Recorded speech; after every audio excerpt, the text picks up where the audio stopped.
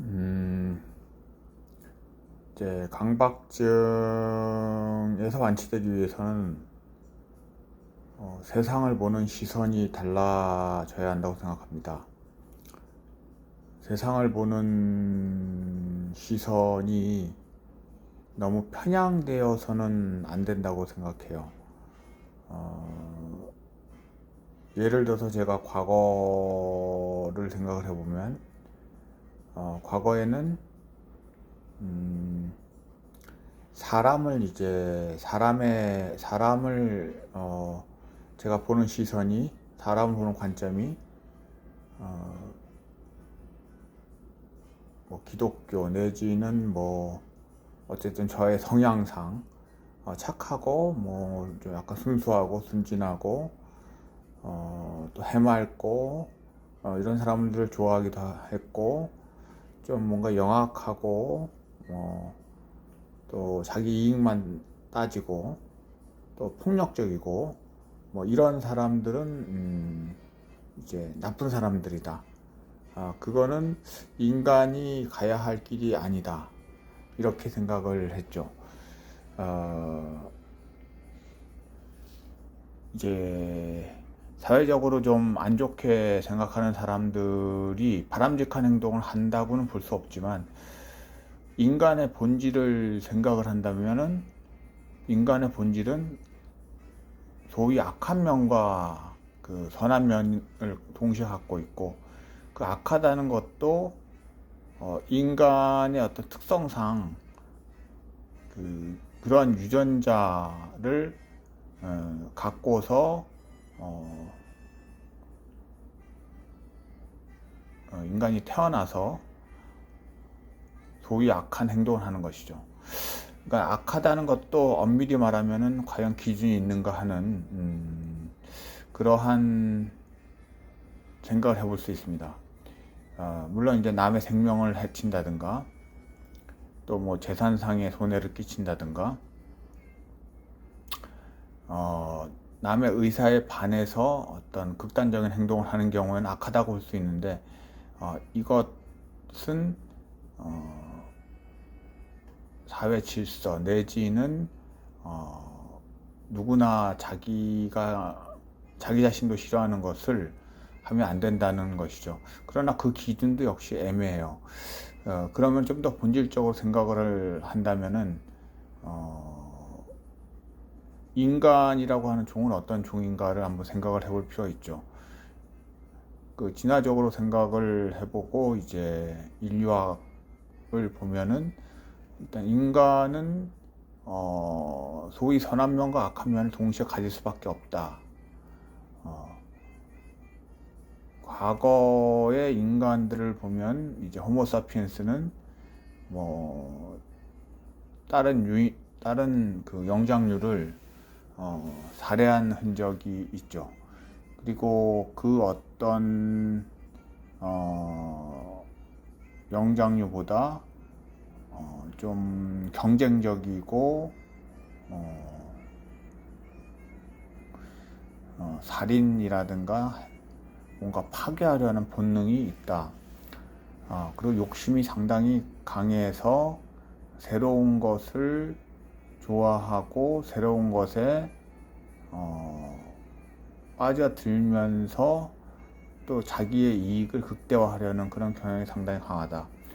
동시에 이타적인 측면, 남을 생각하는 그런 측면이 같이 있는 것이 인간이죠. 그러면 그 악한 행동을 하는 사람도 인간의 본질에서 벗어났다고 보는 것이 아니라 인간의 본질 안에 있다, 이렇게 생각을 하는 것이 옳다는 생각입니다.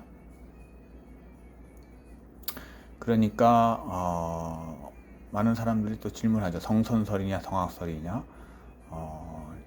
저한테도 어떤 학생이 질문하던데 둘 다 아니고 같은, 악과 선이 뭐 완전히 없다고는 얘기할 수 없지만 악과 선을 너무 뚜렷이 구별하려고 하는 경향은 분명히 문제가 되고, 그럼 자기 자신이 괴로워진다라는 것이죠.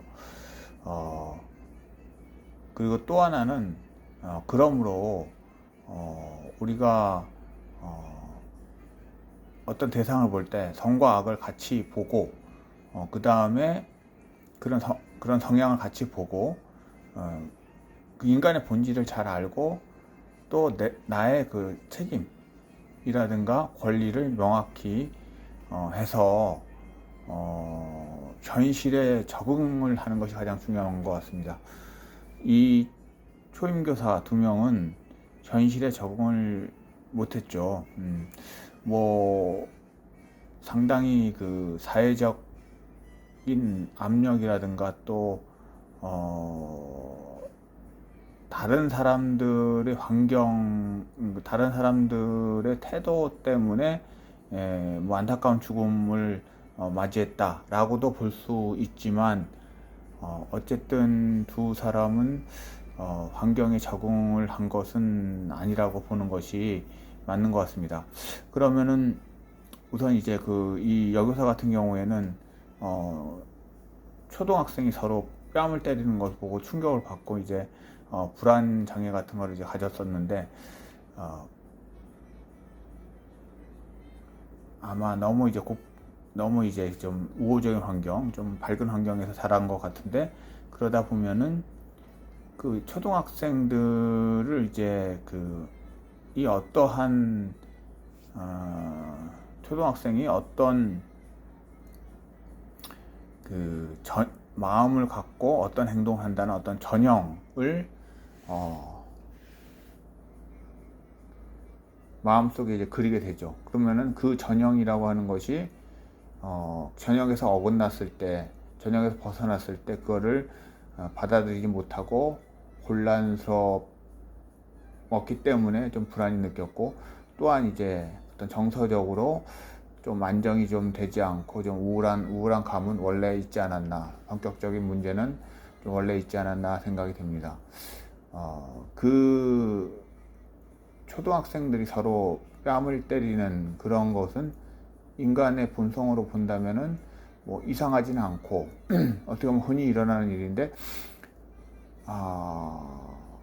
흔히는 아니죠. 흔히는 아니지만 일어날 수 있는 거잖아요. 그러면 그거를 내가 여하튼 뭔가 잘못 생각을 하고 있었구나 라고 이제 마음을 좀 바꾸고 그 다음에 내가 현실적으로 이걸 어떻게 할 것이냐를 생각을 해야 되죠. 근데 적응이 도저히 안 되는 그런 상황이었던 것 같아요. 그러면은 그 직업을 그만두는 것만이 유일한 해결책일 수 있다라는 생각을 하고, 이 남교사의 경우에는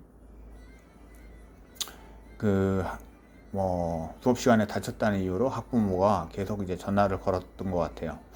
그러면은 소송을 하고 그러면 이제 이렇게 생각을 해야 될 것 같습니다. 일단은 선생님들의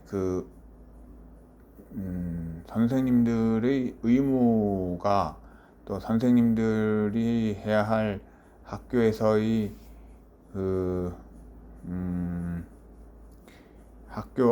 학교에서의 책임이 너무 크다고 이제 생각이 듭니다. 제가 병원에서 이제 간호사들 에게 좀 이제 서로 간에 이제 갈등 같은 게 있는 경우에 좀 조절하려고 노력도 하는데, 그런 경우에도 사실은 쉽지 않은 면이 있습니다. 왜냐하면은 원래 타고난 성격이 있기 때문에 그 성격을 당연히 바꾸기 어렵죠.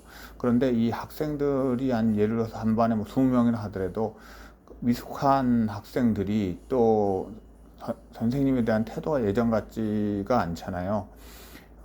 선생님을 이제 무시하고 학부모도 이제 무시하고 이런 상황에서 선생님들이 그 교육 지도를 하기가 굉장히 어렵고, 또 그러니까 학생들은 마음대로 행동을 하고, 또 이제 문제가 하나 생기면은 역시 학부모도 그 모든 것을 책임을 져야 된다. 또 우리 애가 조금이라도 소외된 것 같으면 왜 우리 애를 소외시키냐, 분반이라든가 어떤 그룹 활동 같은 자체를 하지 말라고 하는 그런 이제 좀 황당한 요구를 하게 되죠.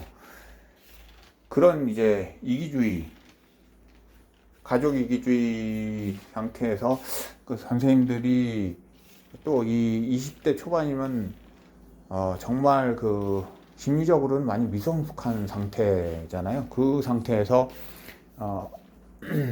그런 상황을 벗어나는 것이 굉장히 이제 힘들다고 생각합니다.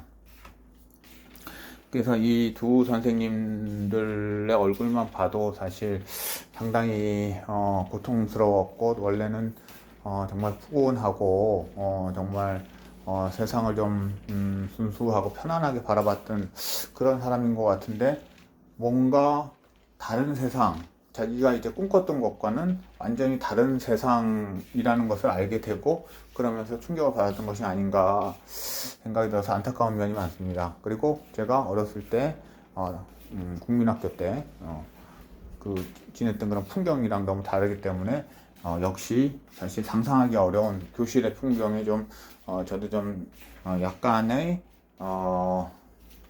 당황스러움이 이제 있었습니다. 이제 강박증이랑 연결해 보면은 이 경우에 일단은 강박증도 굉장히 순진하게 세상을 보고 있죠. 한 면만을 보고 있어요. 그래서 다양한 면을 보고 악한 면과 선한 면이 동시에 존재한다. 그 누구나 선한 면과 악한 면이 동시에 존재하고 어떨 때는 선한 면이 나오고 어떤 면은 악한 면이 나오고, 또 부처가 중생이 되고, 또 한순간에 부처도 생각을 하나 잘못하면 중생이 된다고 그러잖아요. 네, 그렇게 그런 관점을 좀 가질 필요가 있지 않나 생각합니다. 그리고 내가 법륜 스님 말씀하셨듯이 교사다 그러면 자기의 한계를 명확히 알고 그 한계 내에서 나는 월급 받는 정도의 일만 한다 라고 생각을 하고 자기가 할 수 있는 거를 욕심을 절대 부려서는 안 된다. 그래서 어리석음도 가져서는 안 된다.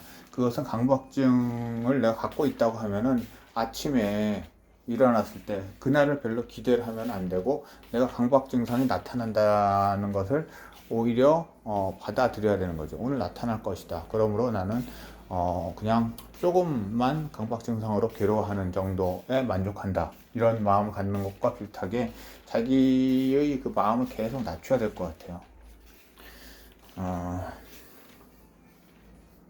그렇게 이제 사회 현상을 보면서 자기 자신의 증상에 좀 적용을 하는 것이 좋지 않을까 생각을 해봤습니다.